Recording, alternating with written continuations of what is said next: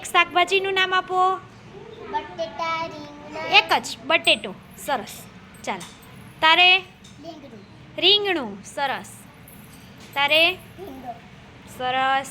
સાહિલ બેટા કોબી, કોબી. સરસ.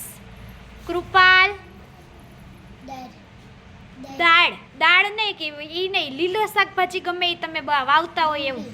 ડુંગળી. સરસ. ચાલો ભીંડો. રોનક શેનું શાક ભાવે તને? શેનું શાક ભાવે? રીંગણા. સરસ. ચાલો ધવલ શેનું શાક ભાવે? બટેટા. Very good.